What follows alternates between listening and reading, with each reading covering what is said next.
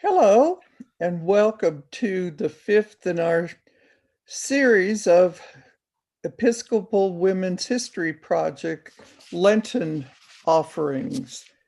We're glad you're here with us, and I hope that this will be as fulfilling to you as all of these have been for me. I want to let you know that we are the Episcopal Women's History Project. I am the president, and what we do and what is most important for us is to tell stories, to read and record and just tell women's stories of women who some who are important that we all know, and others who um, haven't been so important, at least because they aren't well known. But we want to keep those stories and tell those stories. If you're interested in this, at the end of this, I would ask you to go to our website, ewip.org, and look and see all about us. And if you choose, join us. Um, be part of our mission. We'd love to have you. We want to start with the women's prayer that was created and written by Joanna Gillespie, who is one of the founders in 1980 of this organization. Charlie, you got it? There we go.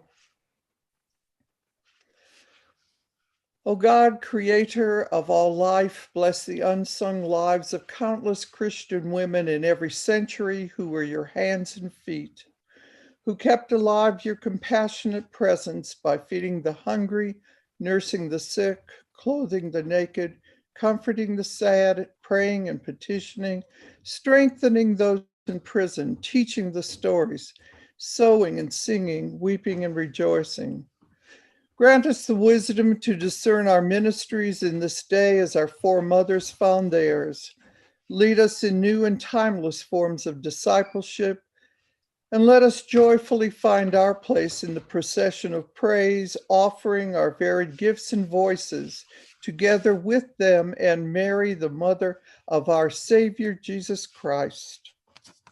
Amen. Today it is my honor to welcome Jo Weatherilt Behrens, who is a writer and a history instructor. The history department dual enrollment coordinator and archivist at the University of Nebraska at Omaha.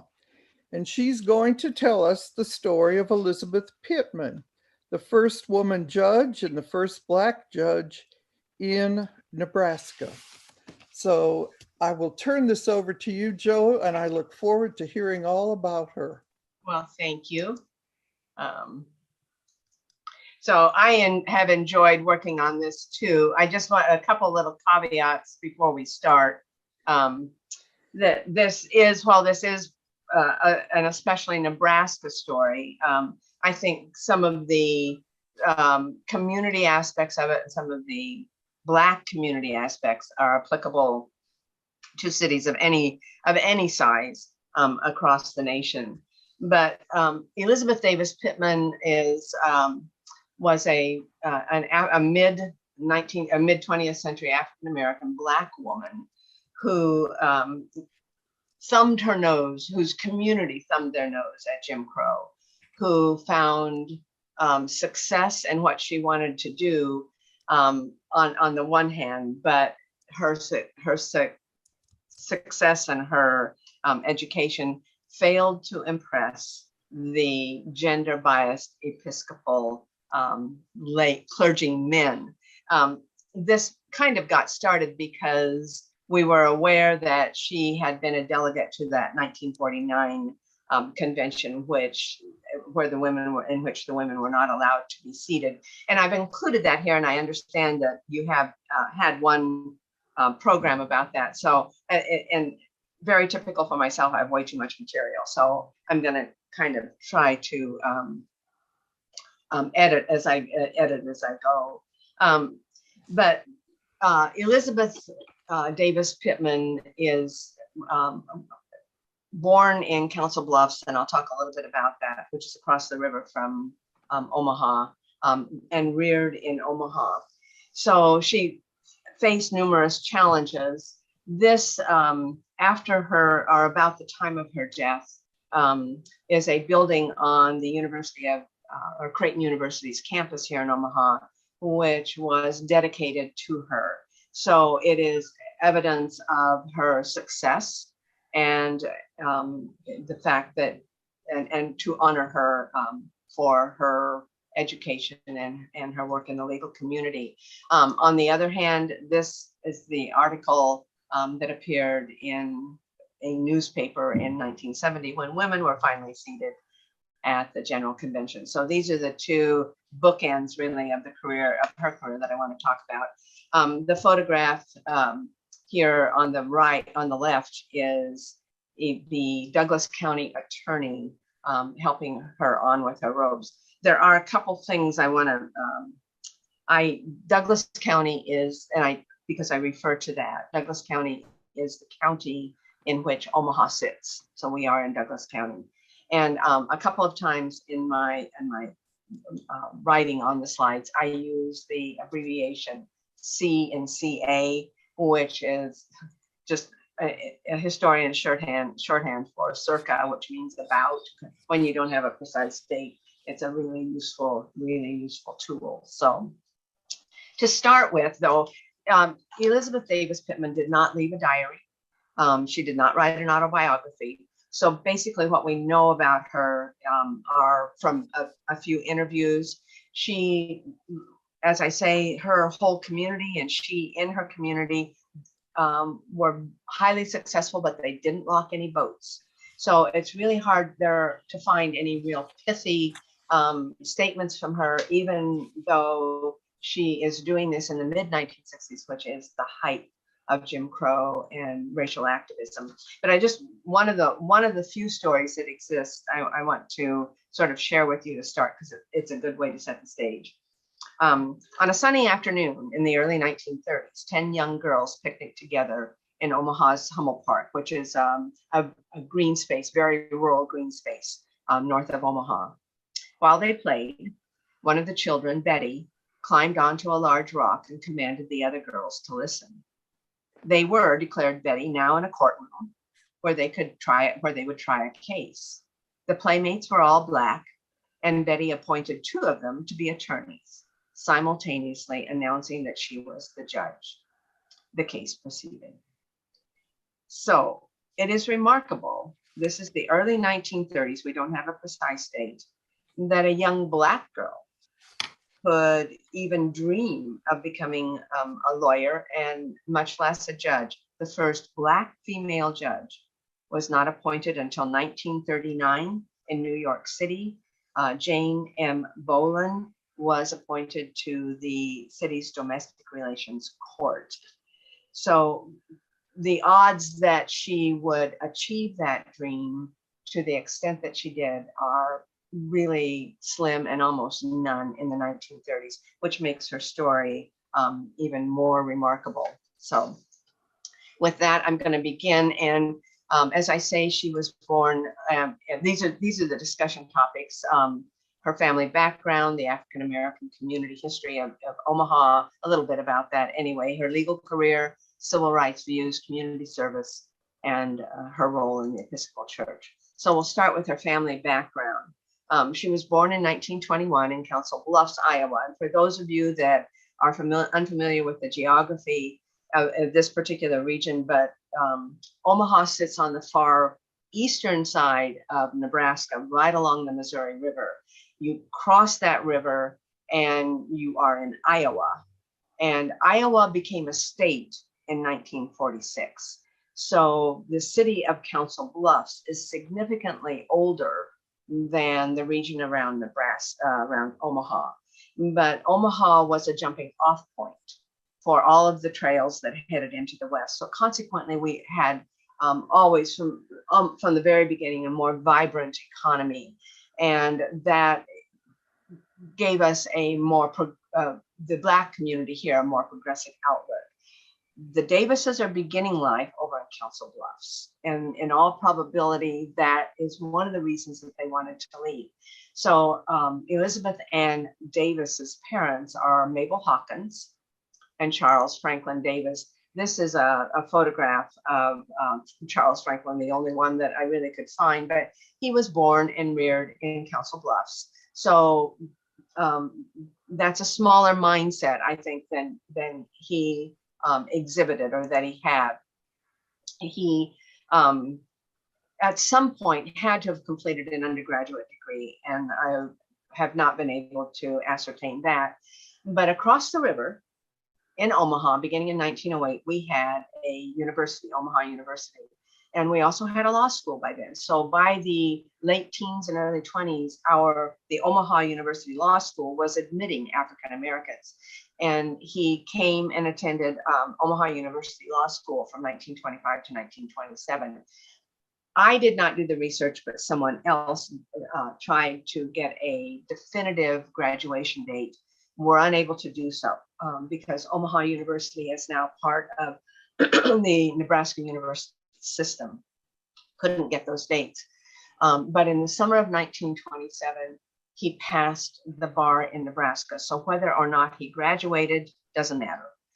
He had passed the Nebraska bar and could be a lawyer in Nebraska. However, they were still in Council Bluffs in 1927 because he had earned a position in the office of the Council Bluffs Street Commissioner. And that's kind of important because this is an era of a lot of Jim Crow rules. Most cities of any size had a few positions that were set aside for African Americans. So they were never even as advanced as their educations would normally have allowed. And so in 1927, he has finished law school. Essentially, he is a clerk in the office of the Council Bluffs Street Commissioner. And I don't know that that was the one that they set aside for him, but we had several similar ones in Omaha, and the federal office of the whiskey gauger was a position set aside for an African American here in Omaha, and I find that very interesting. But that's probably how he earned that position. He did own his own home. He and his father-in-law, Robert Hawkins, shared ownership over their home in Council Bluffs. Now, Mabel Hawkins is the daughter of Robert Hawkins. They married at some point early in the 1920s. She too was Council Bluffs born and raised. I don't know what her education was, but I do know that she served as a reporter for the AME Church in Council Bluffs for an African American newspaper here in Omaha. So she clearly had some writing skill, and ultimately, after they moved over to Omaha, she became the librarian at Kellum School. And so this photograph over here on the left is Kellum School in the Omaha public school system, where she was the librarian at some point. Don't have a definition on that either. But I think this photograph that just came up on the lower right helps explain why Charles Franklin Davis and the Davis family wanted to move to Omaha. So Omaha, one of our major industries throughout our post-Civil War history, has been Union Pacific Railroad. And that spilled over into Council Bluffs. And as you know, from Africa, whether you know it academically or just know it from cultural understanding, African Americans never lived in the most affluent parts of the city. So in Council Bluffs, the neighborhood in which most African Americans lived was pretty close to the railroad, which had a large presence even in Council Bluffs. So there is no bridge between Omaha and Council Bluffs until 1873. But there was a large rail industry there. And we do know that Charles Franklin Davis worked for a while for the Griffin Wheel Company, which was a company that produced a wheel that was cooler when it functioned on the trains than had been previously used. So that was one of his early jobs. This photograph is taken of a business in the vicinity of the neighborhood where most African Americans live. And if you look closely at it, you can see, I think there are a couple of African Americans here who are livery attendants.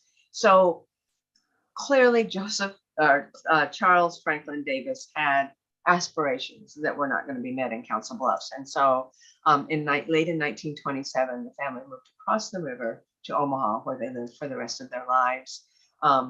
And Davis was reported in the newspaper that summer to have been hired as Omaha's first Negro lawyer.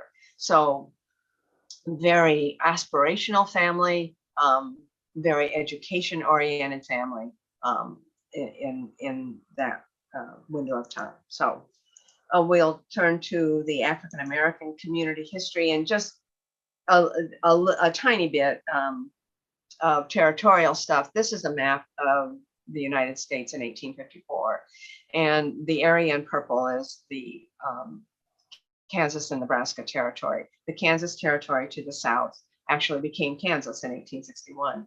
The territory to the north, much larger, still occupied by Native Americans primarily in 1854. Very, very few African Americans in that northern part. In the southern part, they tried to stuff it, if you remember from your history, with African Americans because they wanted Kansas to become a slave state when at statehood. And they figured Nebraska territory would not. So they kind of left that region alone. The little red dot on here is the approximate location of Omaha and Council Bluffs, which sit right on the Missouri River, on either side of the Missouri River. So they took census in 1854, 55, and then again in 1860. And in 54 and 55, all of the African Americans, all of 13 and then 11 who lived in our territory were registered as slaves. And that takes a little explanation, because we were not supposed to be slave oriented. 1860, through that entire region, there are only 72 Blacks, 11 of whom were slaves. By 1870, Omaha had a population of over 16,000 people, but there are still less than 500 African Americans living in Omaha. The reason that there are so many slaves, or what looks like a disproportionate number of Blacks who are not free, let me put it that way, in 54, 55, and 60, was that our territorial constitution acknowledged that individuals who came to settle in Nebraska or Nebraska territory, their property rights would be protected. So what if they brought 10 cows and a wagon and 6 slaves? We would allow them to hang on to their property and we would protect it. That lasts until 1860. And in 1860, the Nebraska territorial legislature voted to outlaw slavery. So that 11 slaves recorded on the 1860 census are the last ones recorded here, because there is no chattel property, even though slaves have not yet been freed. So that's just the Nebraska territory story. Another piece that, as we talk about any of this, it's kind of important to remember, and I'm sure you had it at some point in your history, is that Omaha is the eastern terminus of the Transcontinental Railroad, which was built right after the Civil War, began after the Civil War when labor was available again. In the summer of 1865, completed in where they joined the Central Pacific on May 10th, 1869. So because every nail and rail and piece of wood that was used in building that railroad had to come out of Omaha, came upriver first, had to come out of Omaha.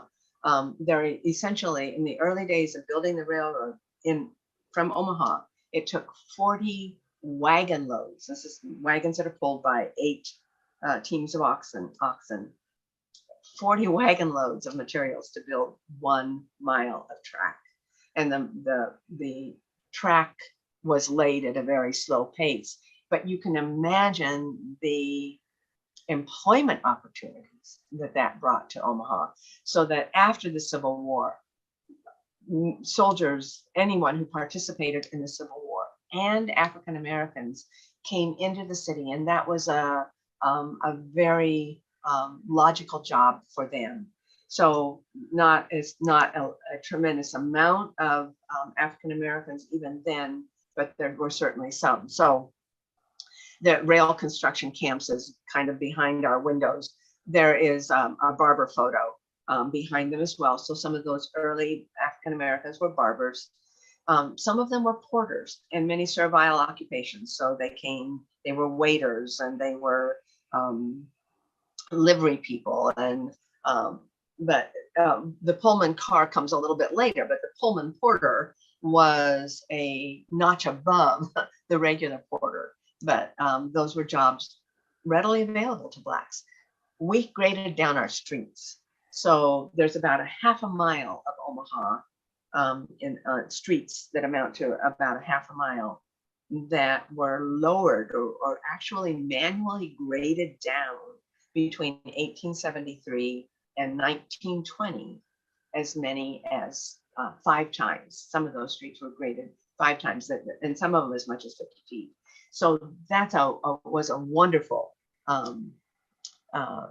labor-intensive occupation that African Americans were free to participate in. So, but by the 1880s, lots of professionals. There are policemen.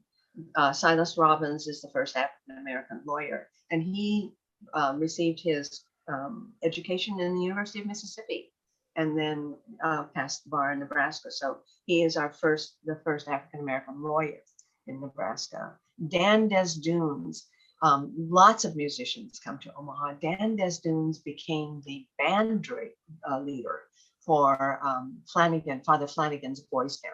And whether or not you live here, you're familiar with Boys Town over the years. But Dan Desdunes was the boys band leader. Matthew Ricketts earned his undergraduate degree in Missouri, and Omaha very briefly in the 1870s had a medical school, and he spent 3 years in that medical school and became one of our first physicians, but also a state legislator during the Reconstruction period. And then we had a lot of clergymen. This is John Albert Williams, who was the rector of St. Philip the Deacon Episcopal Church, where Elizabeth's family attended. And just real quickly, Omaha, I'm trying to focus on the city that the Davises moved into.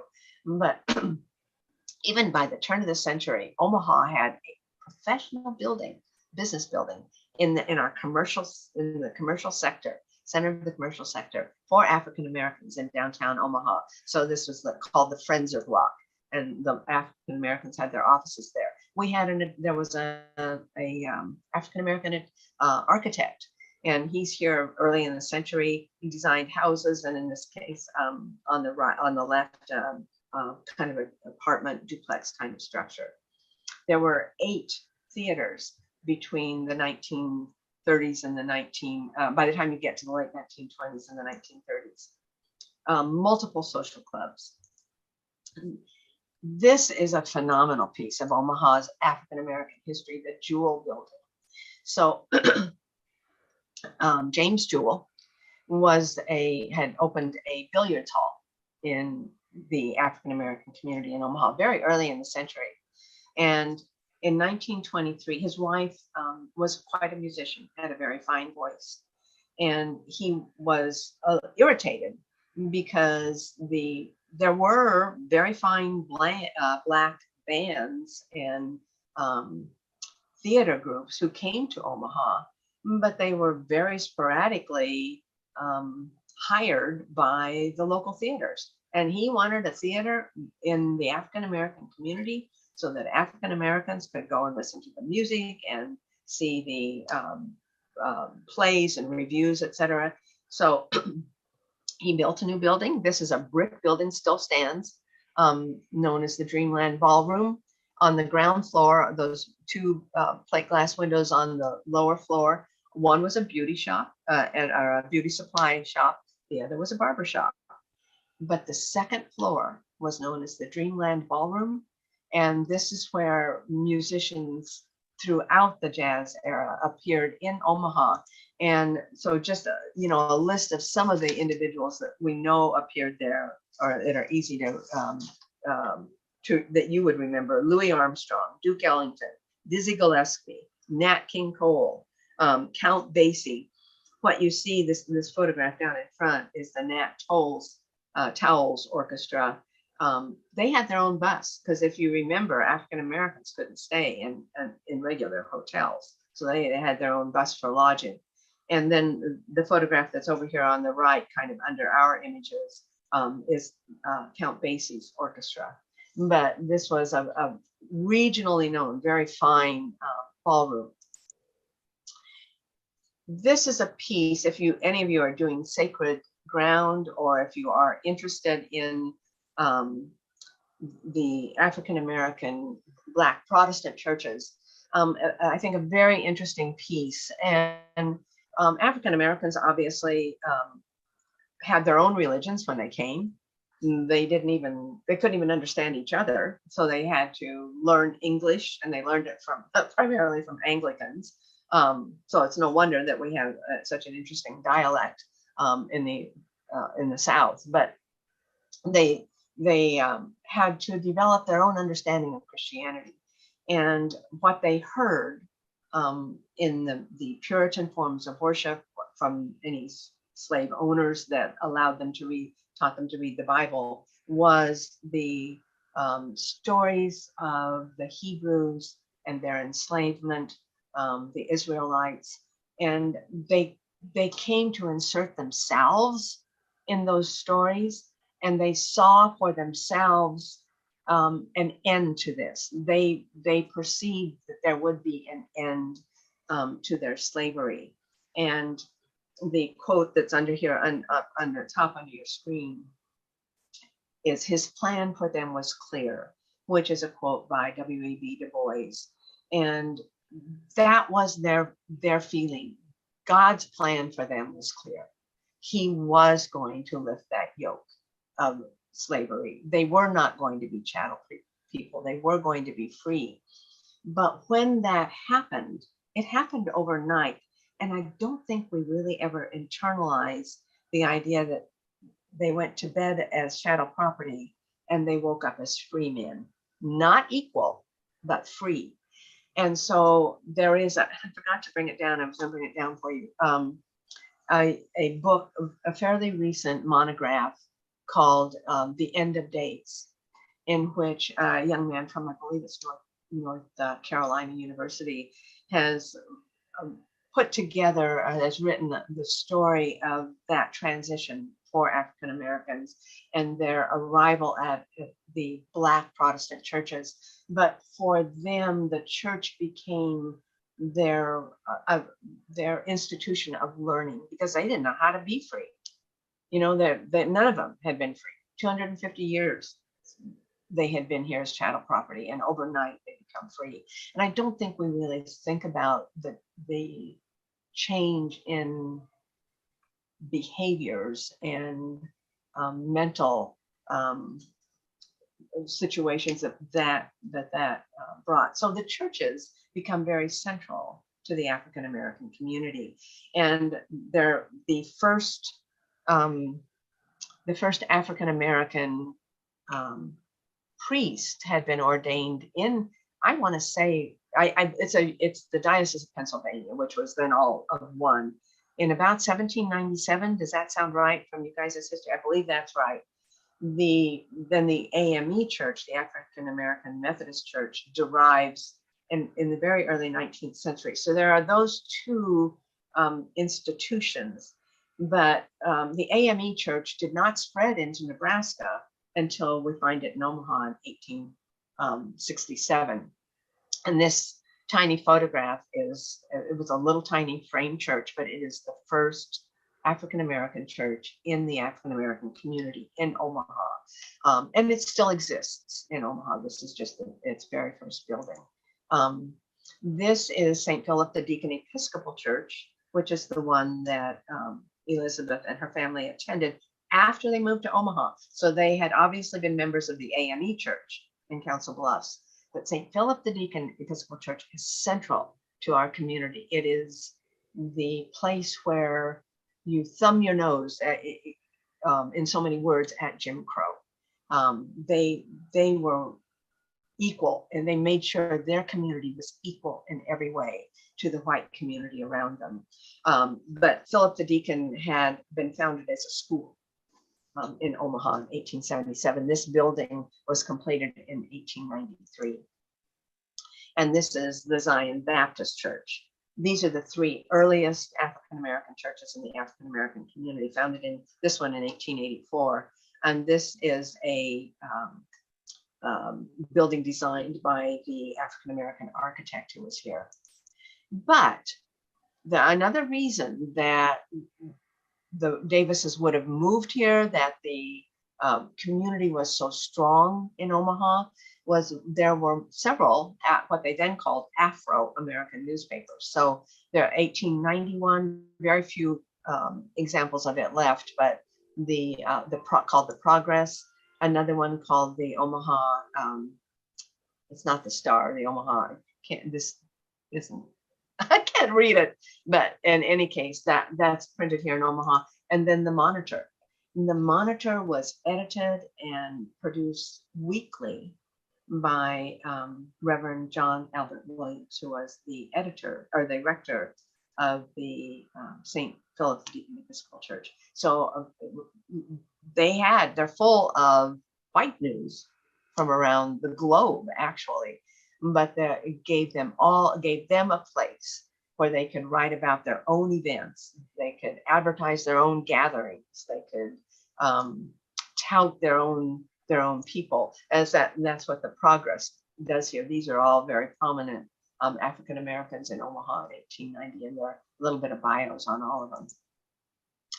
Just a little bit about Philip the Deacon. It was initiated, as I say, in 1877 in the saloon of this old hotel, which is up here on the upper right-hand corner. That building had been built in 1867. It was built as a luxury hotel, never really achieved that kind of success, but became kind of a rooming house for a lot of business people, especially African Americans.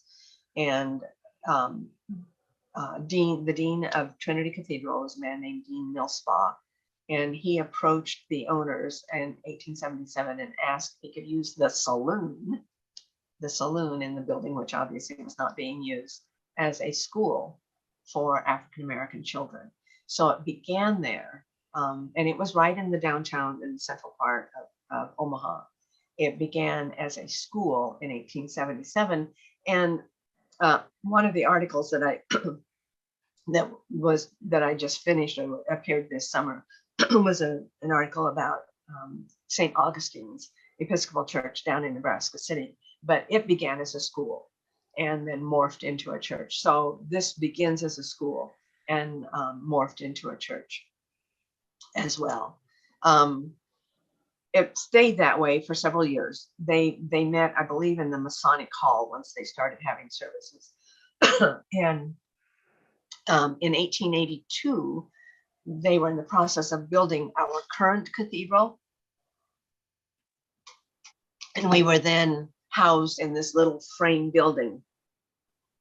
And once there was enough space in the current under construction cathedral to hold services, Dean Millspaugh asked if we could move the old building, our old cathedral building, to a new site to be used as a church, and it became Philip the Deacon at that time. Until then, they were calling it Old Trinity Mission, but in 1882 it became Philip the Deacon Episcopal Church.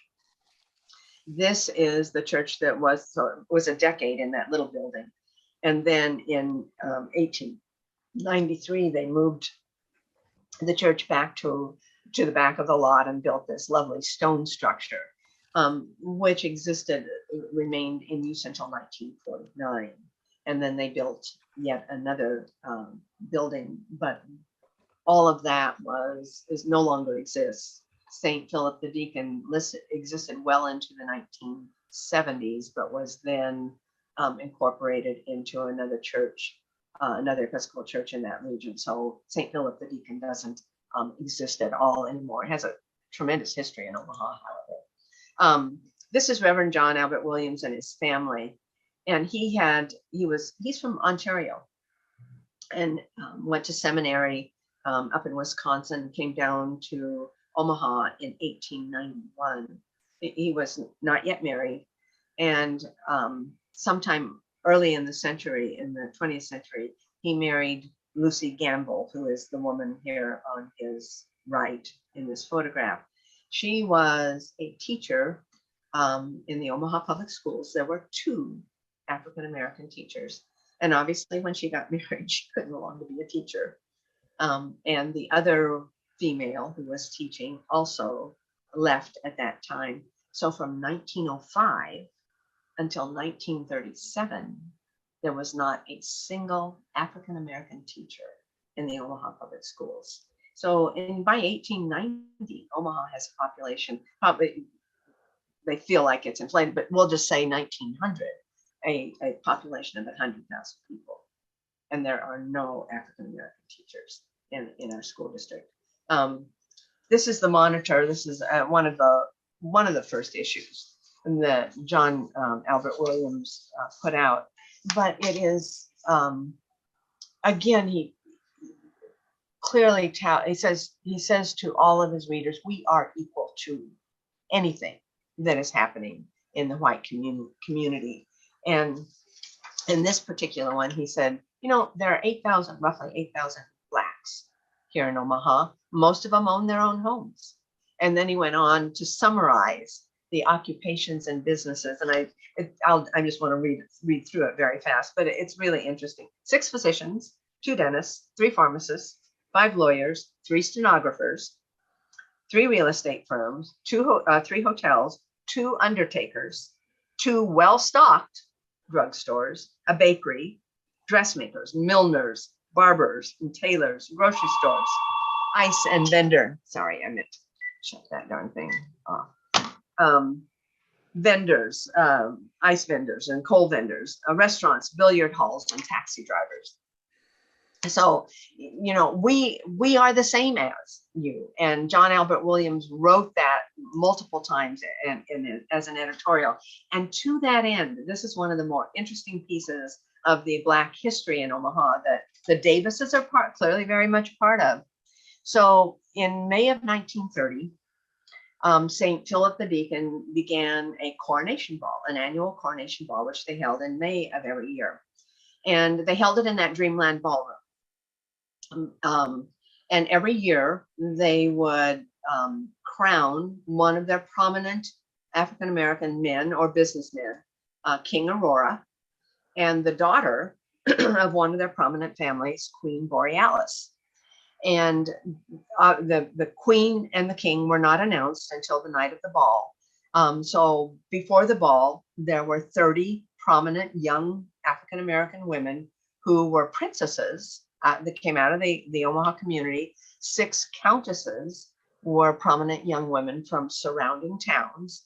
And then the night of the coronation, the king and queen were announced. This photograph that you're looking at is the one. It was undated. It's one of the later coronation balls which occurred at Dreamland Ballroom. Well, there's a little bit of backstory here because in 1895, the Omaha business community had first created an organization called Exarban, which is Nebraska spelled backwards, and it was kind of the end of the 1895 drought and financial calamity. So that was what they were honoring. They were bringing us out of that. And they decided that they would annually they would have their coronation ball and parade in September or October. So in the fall of every year. That they would honor a prominent businessman who would be the king of Exarban, a young woman from a prominent family in the business community would be the queen. And there were a number, and I don't remember how many princesses, but we still do this. This is still an Omaha tradition. And the local young women are called princesses, and one of them is announced at the coronation and ball as the queen. And countesses come from all over Nebraska and Iowa, from the cities in Nebraska and Iowa. So we were doing it in the white community from 1895 on. And they decided in 1930 they were going to do it too. And this lasts, as I say, well into the 1950s. And we're still doing the Exarban coronation and ball. Here's the real upshot. In 1939, the king of Exarban came to the St. Philip's coronation ball to honor the African-American King Borealis. And I just think that's such a statement about our African-American community. And while they were dumbed down, they had a ceiling. It was clear that they had a tremendous amount of respect from the local white community. So, going on here to Elizabeth Pittman's legal career. I read you the story of her her friends picnicking in Hummel Park, where she called herself a judge. In the 30s, she worked in her father's law firm, and in the summertime, and she worked on the school newspaper.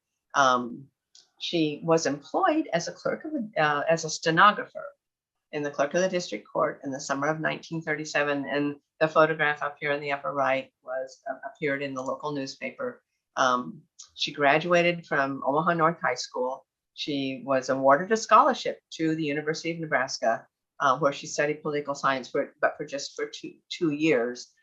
In 1942, she married Dr. Arthur Basil Pittman, another very well-known African-American family. He was a doctor of veterinary medicine, which he had earned at Iowa State University. In 1947, they had a daughter named Toni or Antoinette. Sometime probably about 1945, she went back to school, and this time to Creighton University. And she had to finish her undergrad there, and then she entered their law school. And after 2 years, she finished that program. But when she took her oath of office, after finishing the bar exam in September of 1948, she was among the earliest Black women, not the first, but among the earliest in Nebraska to pass the bar exam. And in 1950, she was the only Black female attorney in the state. And there were then only 39 Black female attorneys in the United States. In 48, then she and her father established a private law firm, which they called Davis and Pittman, which was one of the first few such firms on record. And her father died in 1959. But after his death, she continued to maintain that firm by herself. And in 1964, she called her firm a family practice with clients from birth to maturity. In 1964, there was a vacancy amongst the Douglas County attorney staff. The assistant attorney had been promoted to something else. And so they appointed Elizabeth the deputy Douglas County attorney. So she was the first female and the first Black in that role. When they did it partly because most of the Douglas County attorney is an elected position. However, it was easier to break that ceiling for an African-American by using a position where she could be appointed. So the fact that this position opened up and they could appoint her worked very well for the African-American community. In 71, she applied for, there was a vacancy in the municipal court system. She applied for that role. And this was one she had to apply for, as did a whole bunch of other lawyers. She was appointed by Nebraska Governor J. James Exon.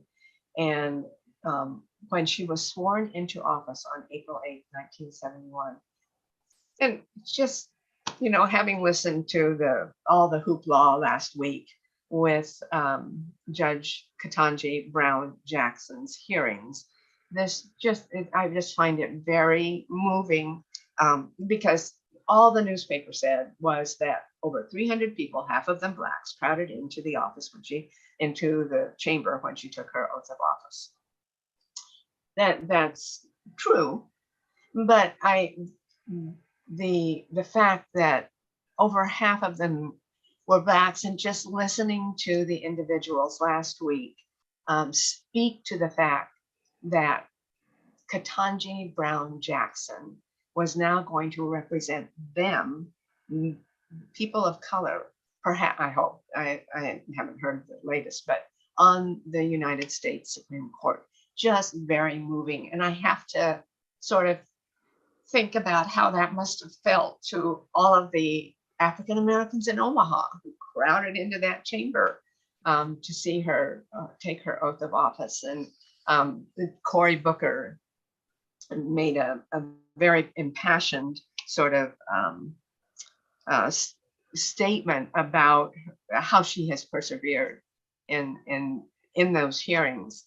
And he said, you know, when I was elected and I ended up walking through the offices here, he's a senator. I walked through the chamber offices, and it was late one night, and here's an African American who is a janitor.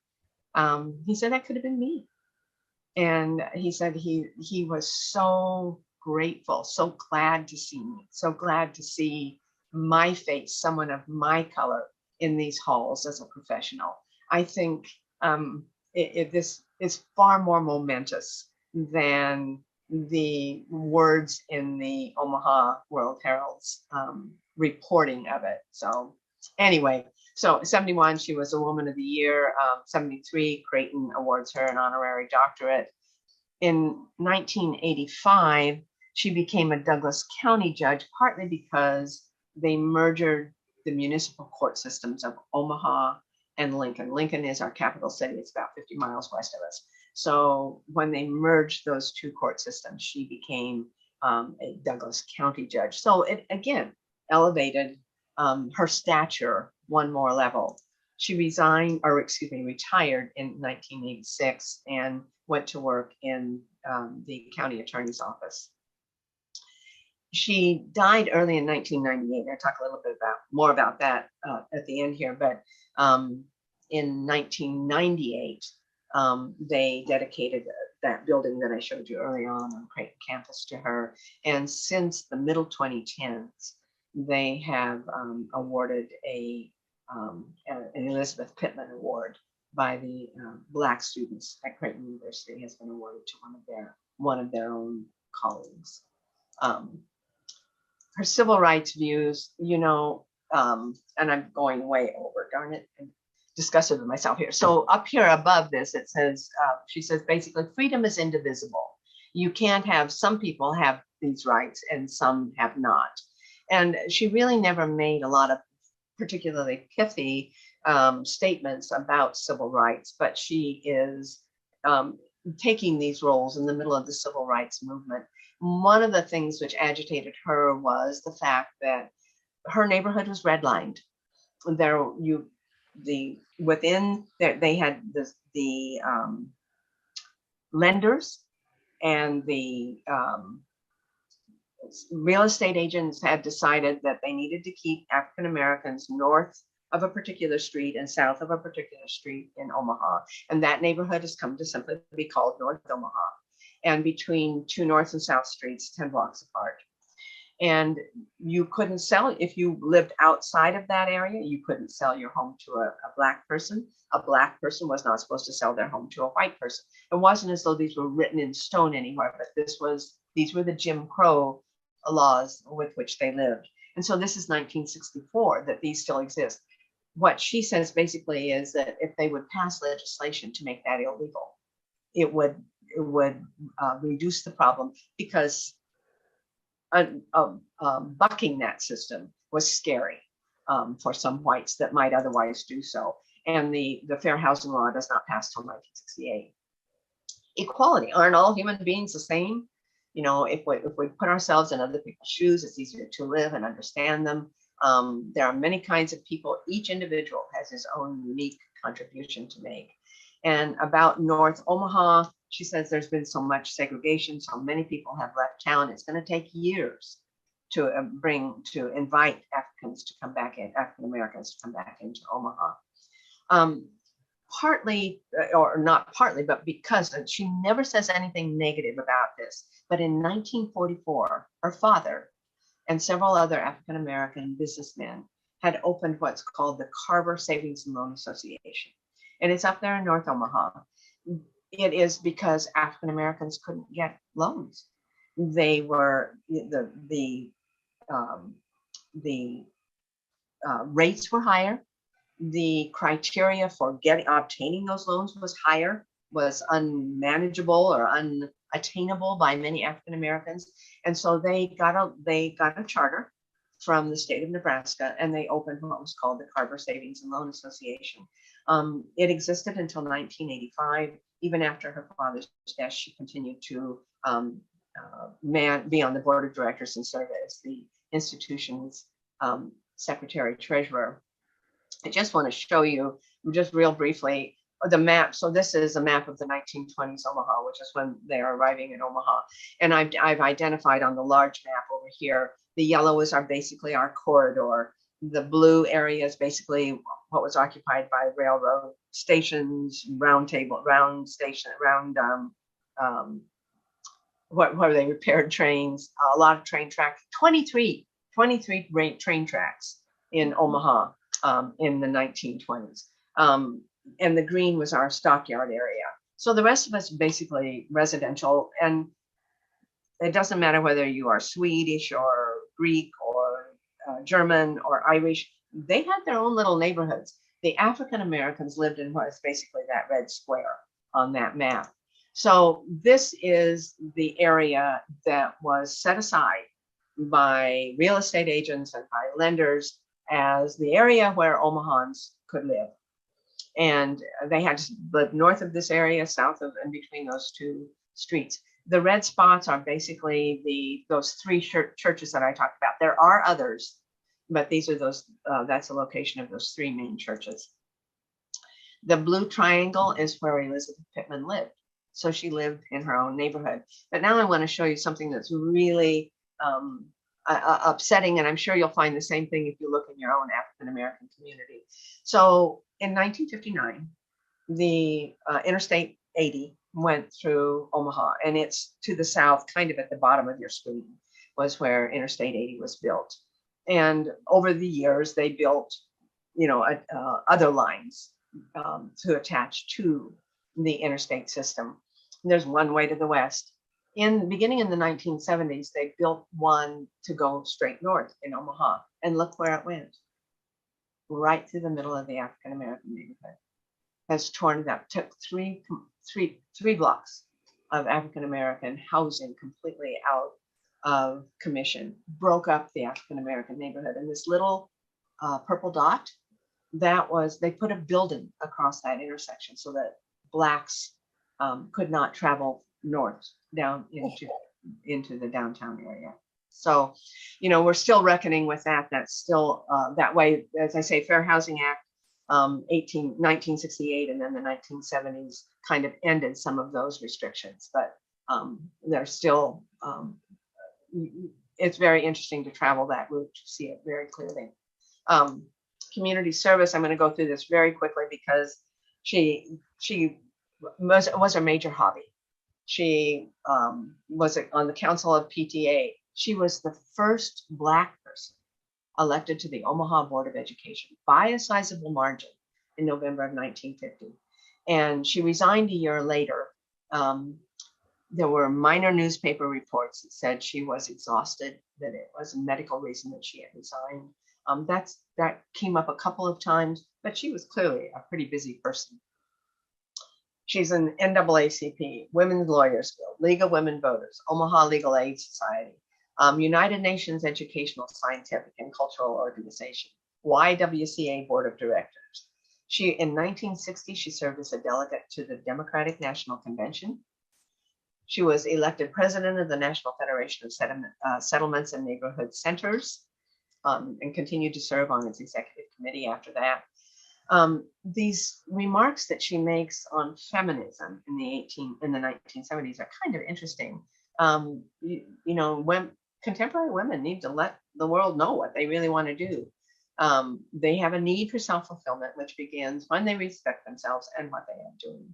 And women have to accept other people as they are. And then on freedom and feminism, she says, again, freedom's a right, not a privilege. And this, I love this statement. Women are finished being serving, and people should stop saying that. Being a woman means to walk on hallowed ground, and if she plays her cards right, canonization is just around the corner. And then she goes on to say, parents should not train their children, their daughters, to make a better lemon meringue pie, and that the equality of women and boys in the eyes of boys and girls starts at a young age. It's just a wonderful statement.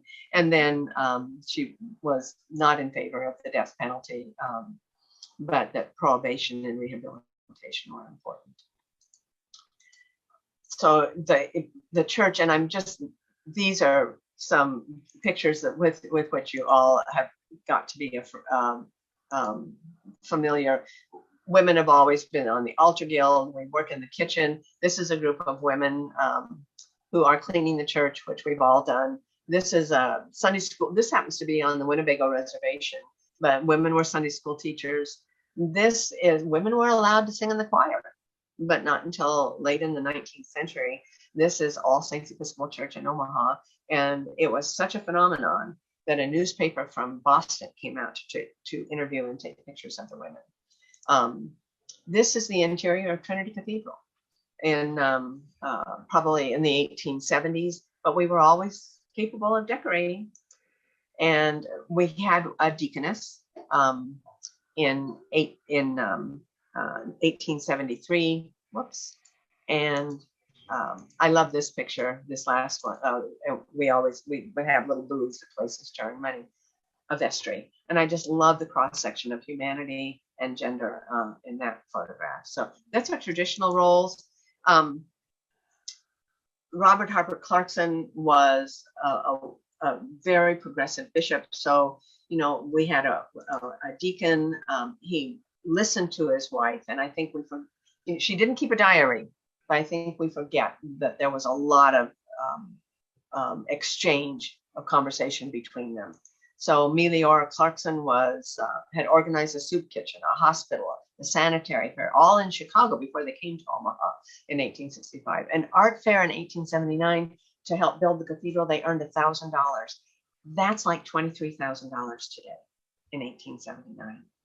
Elizabeth Butterfield Woolworth was a wife of one of our principal. She came as principal of Brownell Hall, but one of our primary lay people. And Dr. George Worthington, who was the director our bishop after Clarkson died, didn't want anything to do with women. So our deaconess program ended, and women were never invited to meetings where there was going to be some talk of some money to be spent. Because he did that, partly and he didn't like the western part of the state, so we cut that off. We created a missionary district out there, but Bishop Anson Rogers Graves at his first annual convention said women need to participate fully in the work we do. They should be on parish vestries, they should hold parish positions, they should vote in parish elections. So that's 1890 on either end of the state. You see a real 180 degrees. And then of course, Elizabeth, who served on the vestry, Philip the deacon from probably 1954 onward. I couldn't get a precise date, but that's probably when she first served on the vestry.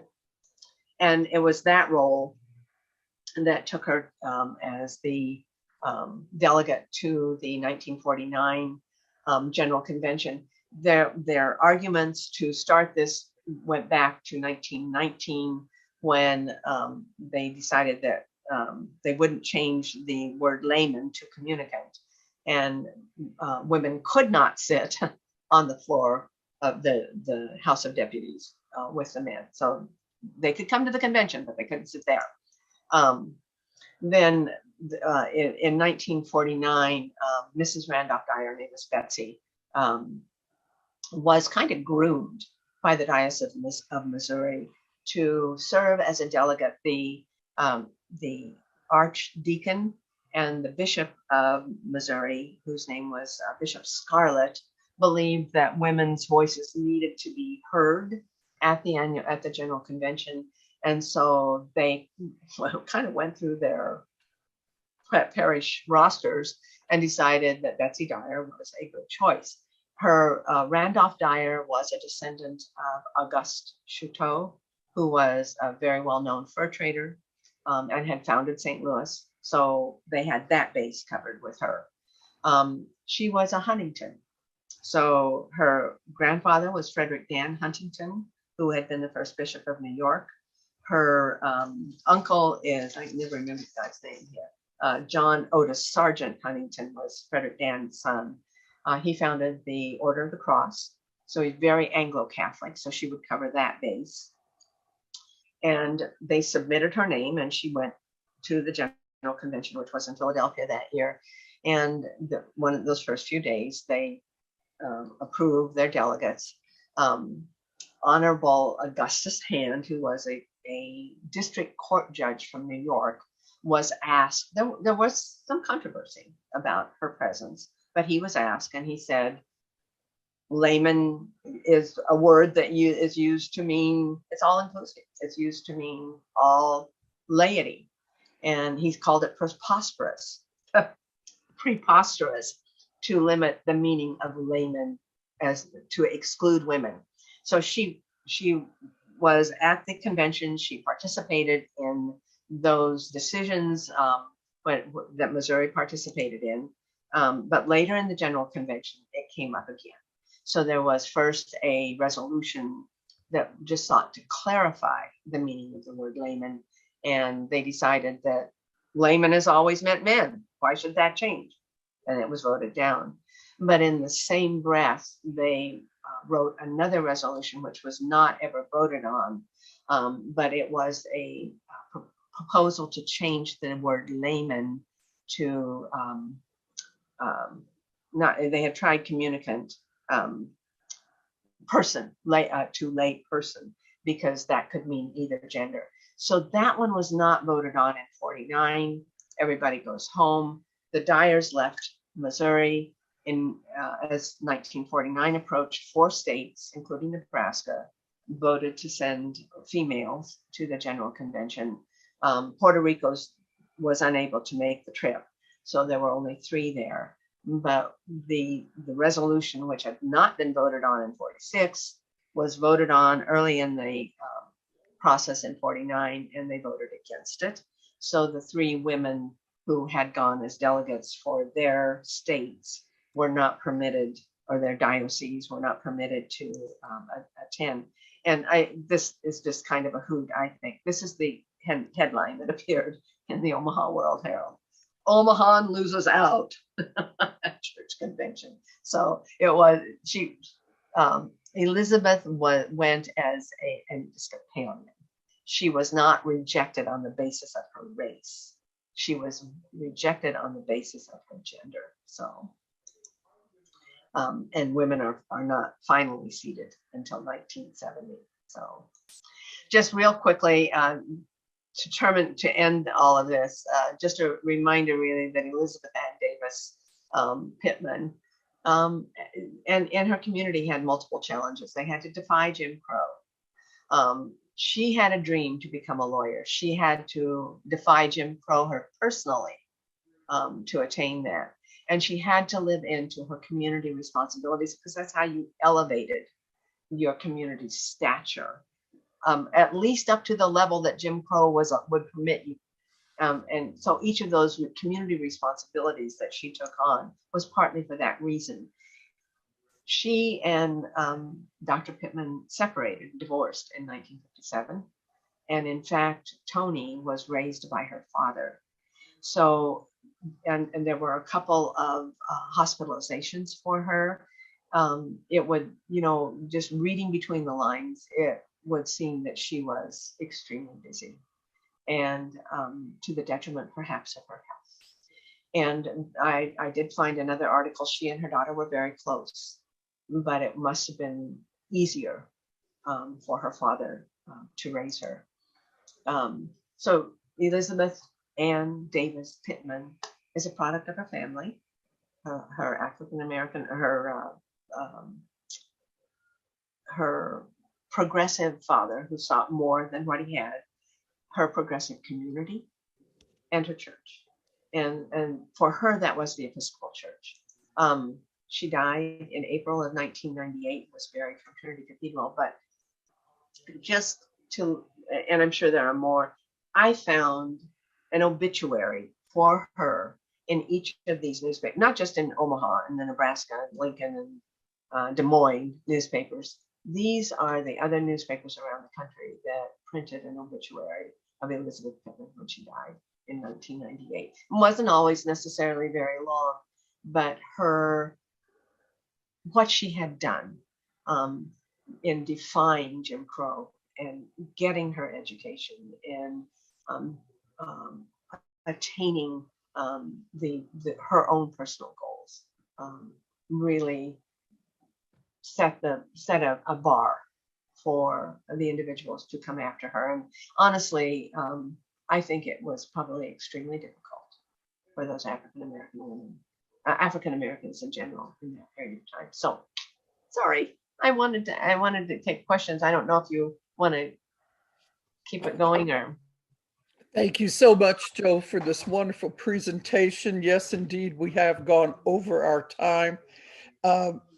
If you do have questions, I'm going to ask Joe if she could get these questions and get a hold of the person who asked them Absolutely. and answer them personally. We appreciate you. We ask that you join us next week for our last one, which is with Nan Pete presenting Barbara Harris. And I know that will be an exciting adventure. So good night. And I hope that you are having a wonderful Lent. Our prayers are with you, and please keep us all in yours. Thank you. Goodbye.